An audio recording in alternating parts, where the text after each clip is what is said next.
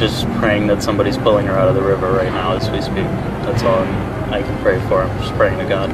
When was the last time you spoke with her? She texted me that they were landing in 20 minutes. Can you show us a text message that you got from her? Point, we don't believe there are any survivors from this accident. And we have recovered 27 people from the plane and 1 from the helicopter. The district office of the medical examiner has lead on. I'd like to request a moment of silence for the victims and their families, please.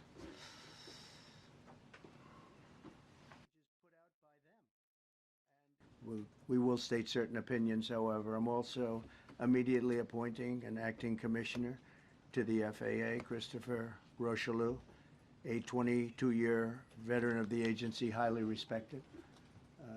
Christopher, thank you very much. Appreciate it. We must have only the highest standards for those who work in our aviation system. I changed the Obama standards from very mediocre at best to extraordinary. You remember that. Only the highest aptitude, they have to be the highest intellect and psychologically superior people were allowed to qualify for air traffic controllers.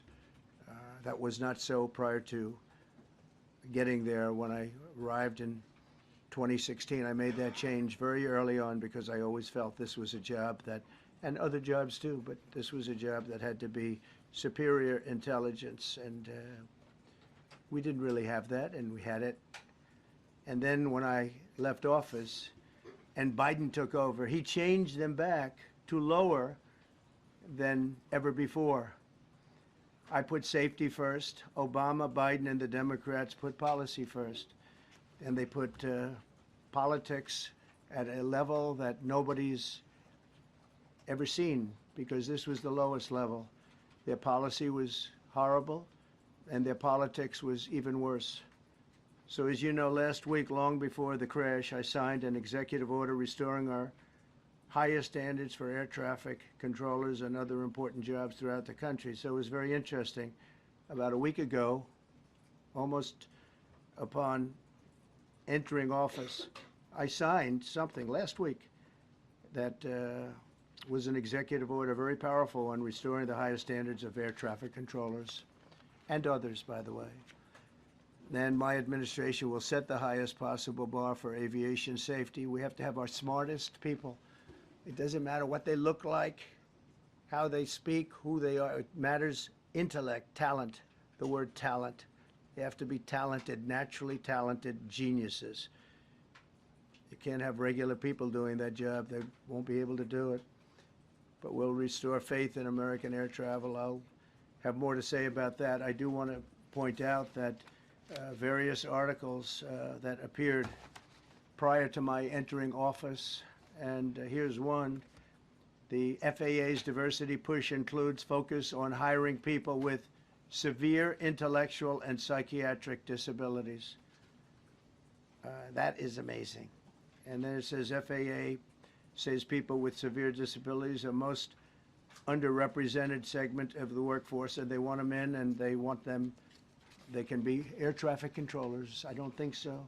Saying this crash was somehow caused and the result of diversity hiring, and what evidence have you seen to support these claims? It just could have been. We have a high standard. We've had a much higher standard than anybody else. And there are things where you have to go by brain power, you have to go by psychological quality, and psychological quality is a very important element of it. These are various very powerful tests that we put to use, and they were terminated by Biden, and Biden went by a standard that's the exact opposite. So we don't know, but we do know that you had 2 planes at the same level. You had a helicopter and a plane.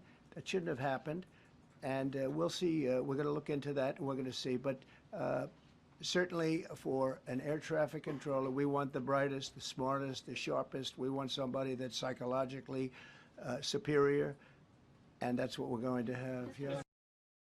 Minus the whole